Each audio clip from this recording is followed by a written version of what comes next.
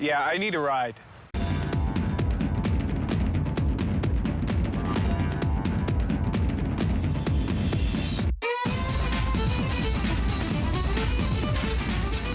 Good evening, everybody. How are you doing? It is your boy DC, and this is Out of the Fog. We're a local matter show that goes right across the province, talking about everything that's going on, from movers, shakers, and business, not-for-profit, arts, everything in between. We love it, and we love them coming by to hang out with us so we can learn about what's making our province amazing.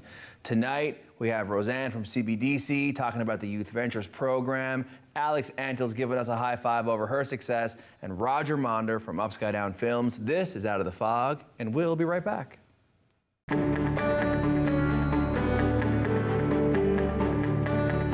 You're watching Rogers TV, St. John's. Watching hockey just got a power play with NHL Center Ice and Super Sports Pack. With up to 37 out-of-market NHL games a week, you'll always catch your favorite team no matter where you live. Whether it's big matchups you're looking for or following your top fantasy picks, it's all here. NHL Center Ice, part of the Rogers Super Sports Pack. All this for only $35.95 a month. Order through your remote on Channel 450 or call 1-888-ROGERS-1 today.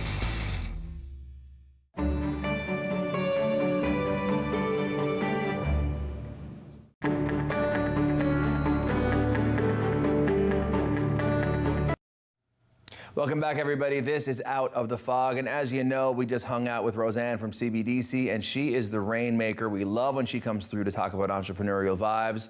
Now we're going to throw to a clip we recorded just a couple of days ago with one of the winners, Best New Venture from CBDC's Youth Ventures Awards. This is Alex Antill and my little hang from a few days back. How are you doing? As discussed, Youth Ventures is an incredible organization that helps foster entrepreneurialism across the province, and I'm joined by my new friend, Alex. Alex, how you doing? Hi, I'm doing great. Thanks so much for chatting with me today. Well, it's a pleasure to be talking to you. And, you know, based on COVID life, not everyone is able to hop in the car and bop into the city. Where are you in our beautiful province right now? Right now, I'm actually in Port Union. I'm doing a artist in residency program at Union House Art. So I'm here in the month of October. That's amazing. Have you embarked on a journey like that before?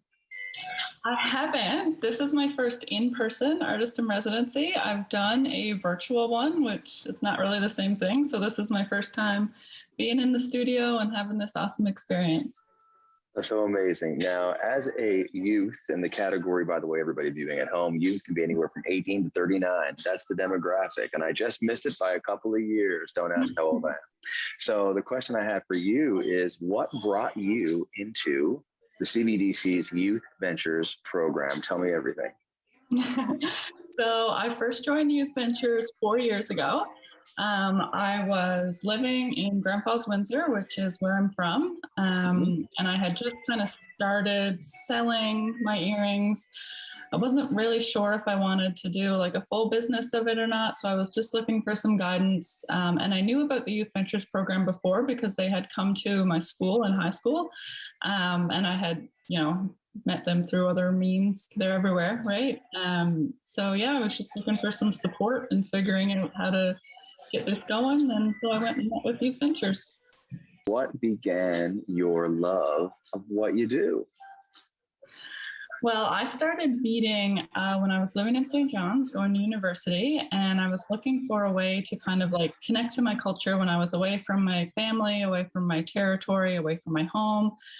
So I found beading, and honestly, it kind of snowballed into something that was a business. I didn't really intend for it to be that way at first, but I was really proud of what I was making, and I was putting it on social media, and then people just started asking to buy it. And then I saw the opportunity to take it a step further and kind of like create a whole business page and then e-commerce website. And it's very much kind of like naturally snowballed into what it is today. I mean, talk to me about what culture means to you. It could be anything.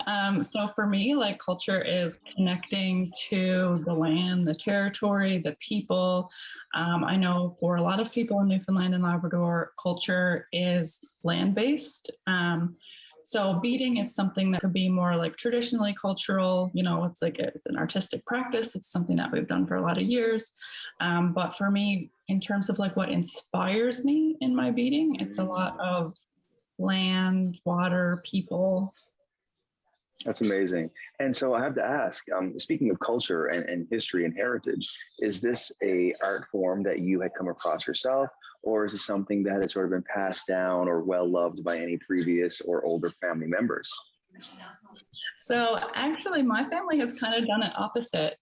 So I first learned, I was self-taught, and then I learned from Nicole Travers, who is an absolutely amazing Mi'kmaq beater. She's from Lark Harbor, and she taught me a lot of what I know. And then I have actually taught my older family members, which is normally the opposite of how it would work. But yeah, it has been passed around just in a bit of a different way.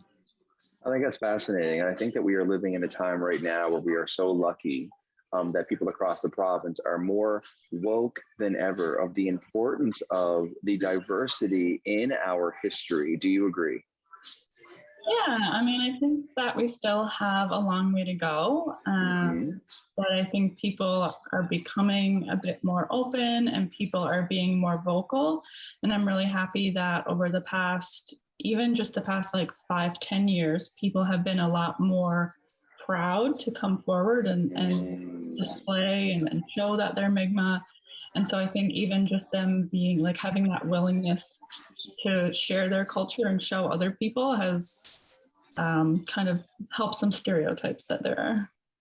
I believe that to be true. And I mean, what is the face of a Newfoundlander? We can be anywhere and we can be from anywhere. And I think that's an exciting opportunity, is to lean into that, which makes me wonder, how proud is your family and your friends of the success that you are creating, quite literally?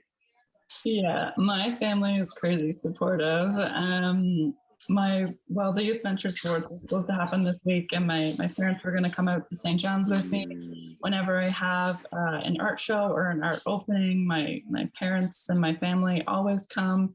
Even I'm out here in Port Union for a month. My parents are here with me right now. So yeah, they're very proud. They're definitely with me every step of the way. I'll tell you what, a lot of us are proud of you. And what does this recognition mean to you and for you, if you know what I mean?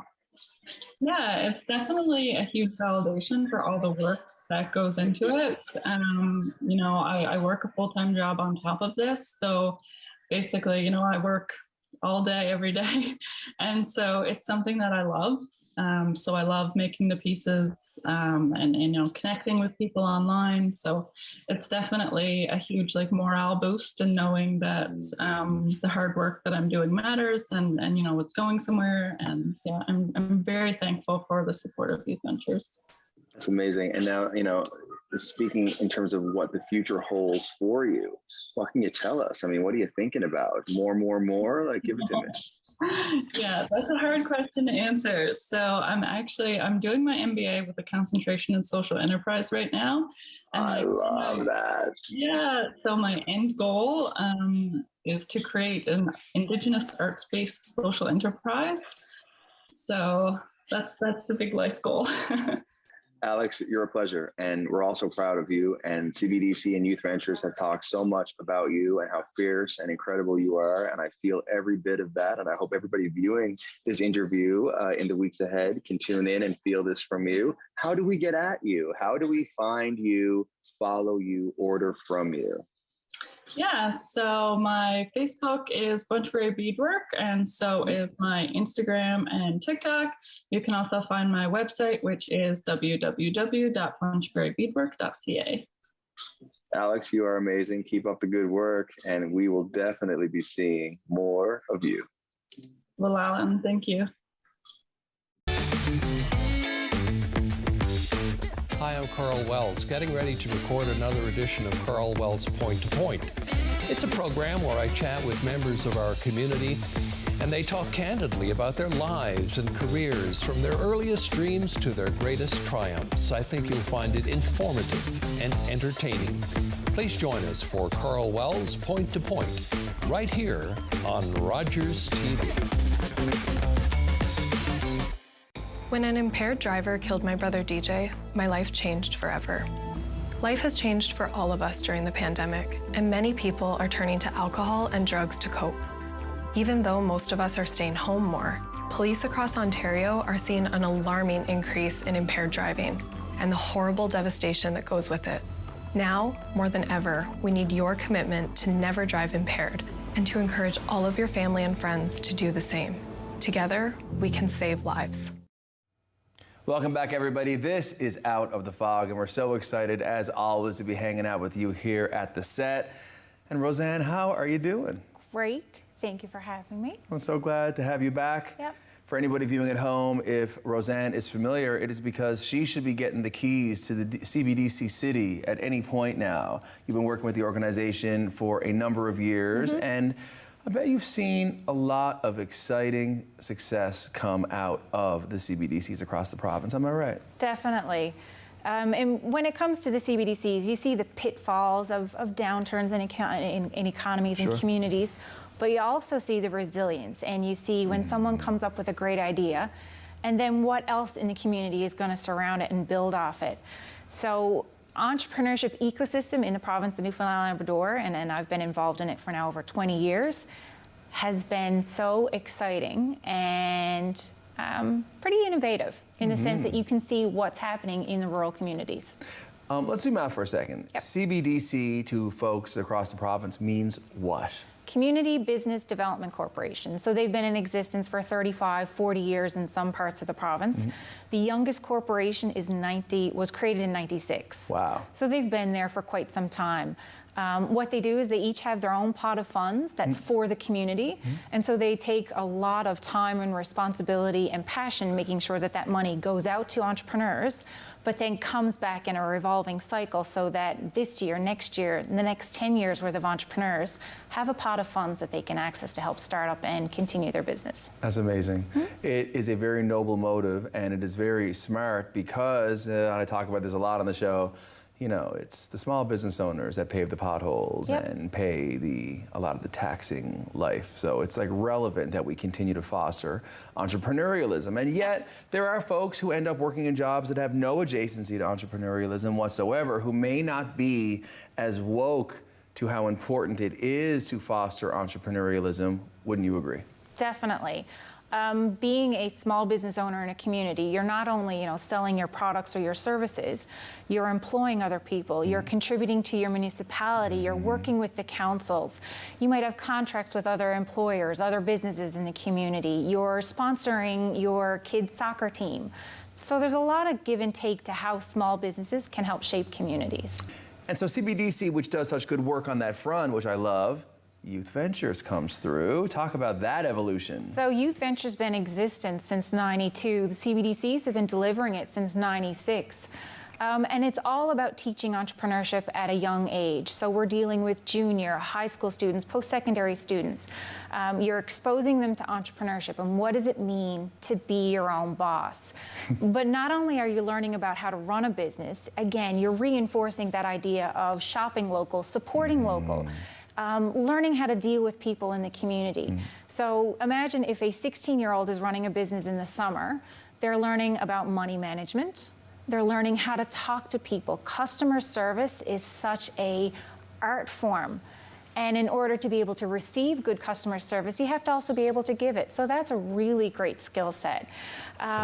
They're learning about how to hire people. And if you want to keep, your buddy working with you in your business for the summer, how do you keep them happy? So it's employee engagement skills.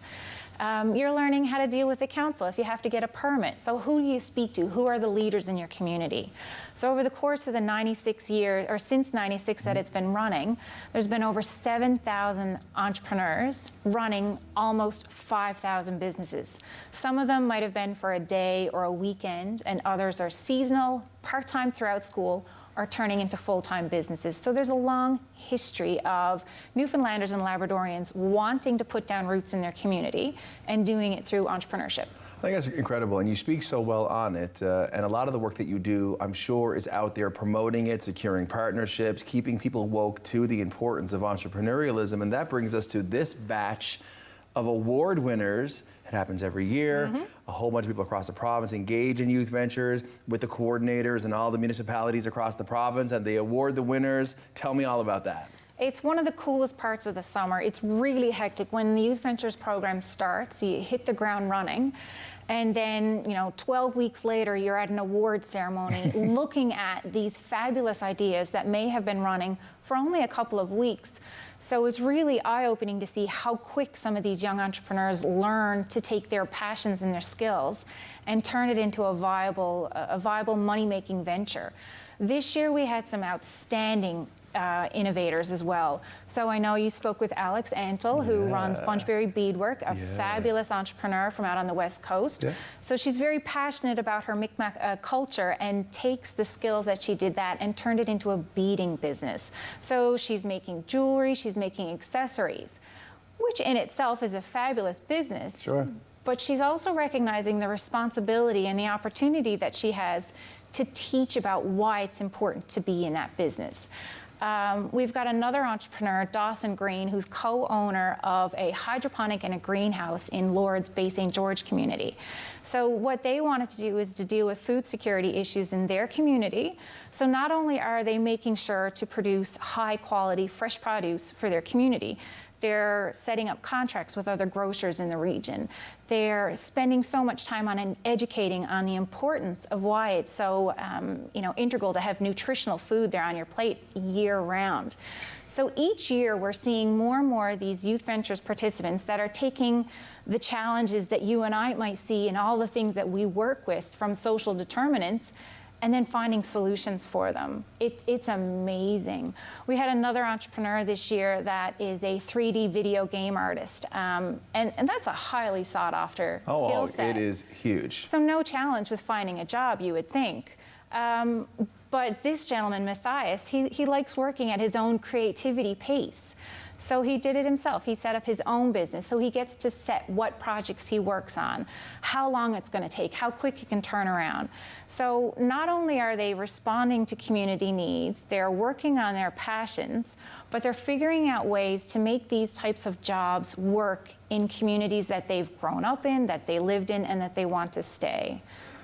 How can people get involved in the Youth Ventures program? In our final few moments before the break, let us know. So Youth Ventures typically only runs throughout the summer, but the youth that we work with don't really accept that anymore. They want us to be assisting them throughout the year. So there's all the social media links to connect to the Youth Ventures program, youthventuresnl.com, as well as connecting with the local CBDC will put you in contact with anyone.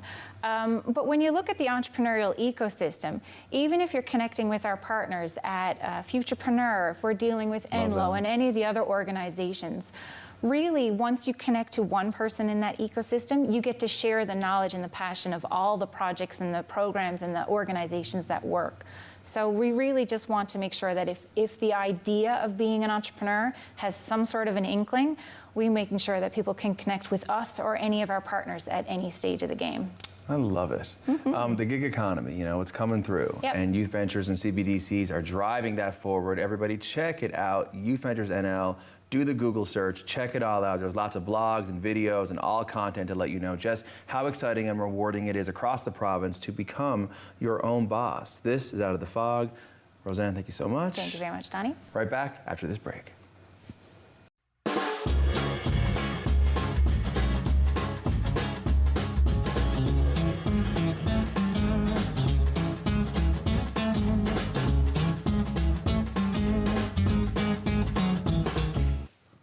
Welcome back, everybody. This is Out of the Fog, and it's our final hang of the night. And I don't know what to tell you. I've been laughing since the second he walked in. It's one of my deadliest partners in storytelling crimes, the one and only Roger Maunder from Up, Sky, Down Films. What do you have? Oh, man. Nothing like an intro like that. I'm just trying to make you smile, you know what I mean? I'm trying to make it work. I'll tell you what, guys, when it comes to the medium of video and storytelling, anyone who is in the marketing arena understands the value of telling stories now versus pushing products. It's about the stories we tell, not the products we sell. Am I right? That's right. Raj, what got you into life in film? Well, I started as an actor first, in front of the camera. That's what I wanted to do. It's all very nerve-wracking at the time when you're younger, you know. So I ended up going off to Toronto and doing a stand-in picture double and a couple of commercials. Fun. And with the show called FX. Oh, Remember yeah. that? Yeah. So as we're standing around, I was always watching the lighting guys and thinking, geez, this would be amazing to be able to make movies, but I never thought you could ever make one here in Newfoundland. And then I found out about NIFCO, which is the Newfoundland Independent Filmmakers Co-op. Exactly. Excuse me. And myself and Dorian Rowe went down there. We had a script that we wanted to do, knocked on the door, and the window flew open. It was Jean Smith going, "What do you want?" Smith. Yeah. The unsinkable. Yeah, and she invited us in and told us all about the programs, and that got us started, and that was 20-something years ago. So I'm going to ask you, from acting days, doing it abroad, falling in love with life behind the camera, coming home, realizing that an industry could exist here, and then working with NIFCO and a whole bunch of folks to create content that has now become so watched and distributed over the years. Are you proud? Oh, I'm very proud of everything that we've accomplished over the last number of years. Without NIFCO was my film school, so that's where I learned to edit, and we'd actually edit on film and cut it and put it together.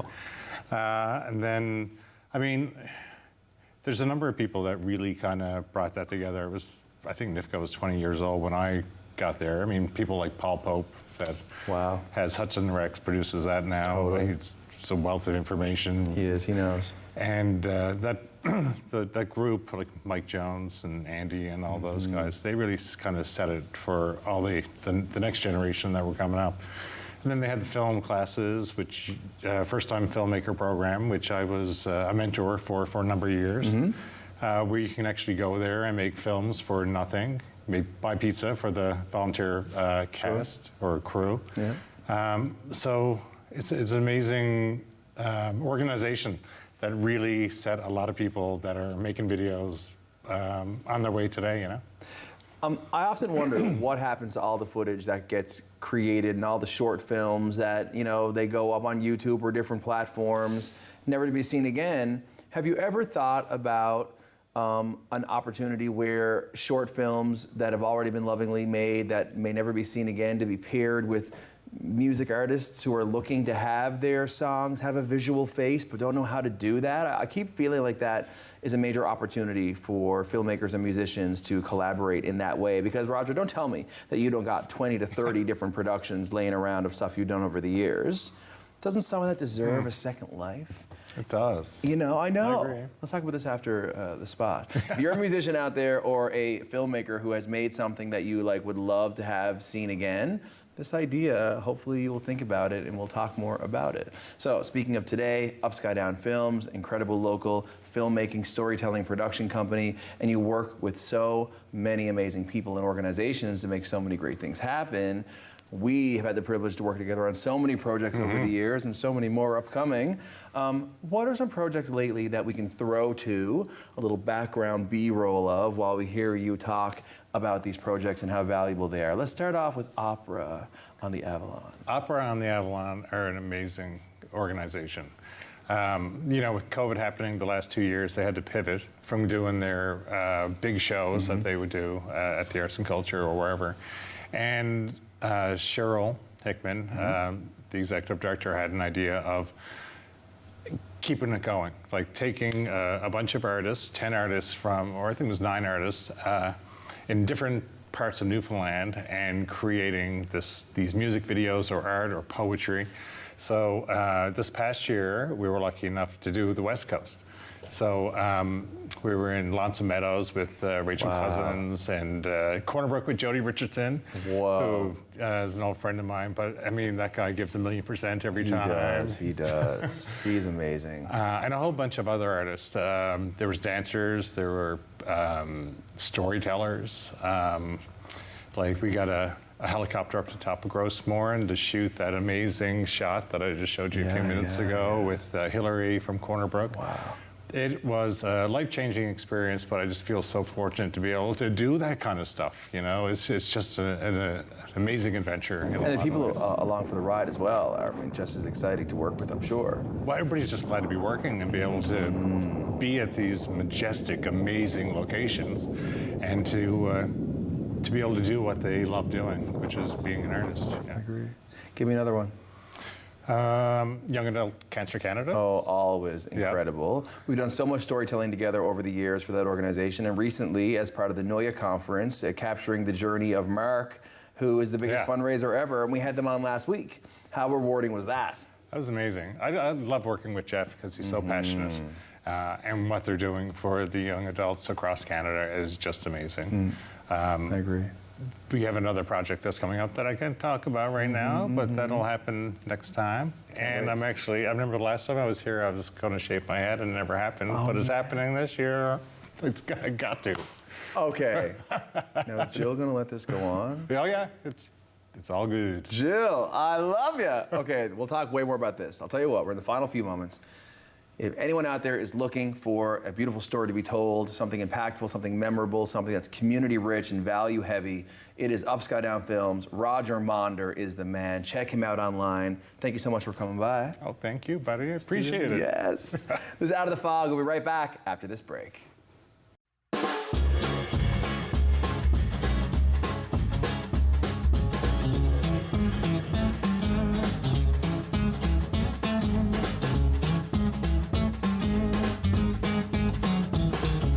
Everybody, thank you so much for tuning in to Out of the Fog. We're in our 20th year, and you know what? We wouldn't be here without the amazing crew of volunteers and staff here at Rogers Television that help bring these stories to you every night. Speaking of stories, thank you, Roger Maunder from Upside Down Films.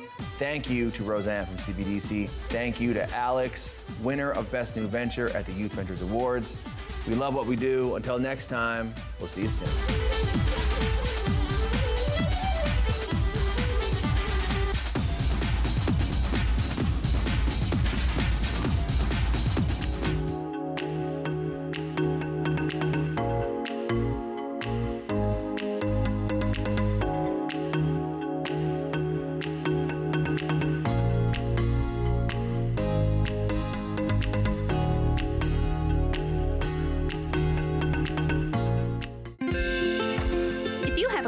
About this program, we'd love to hear it. Email or call us, or send us your feedback through social media.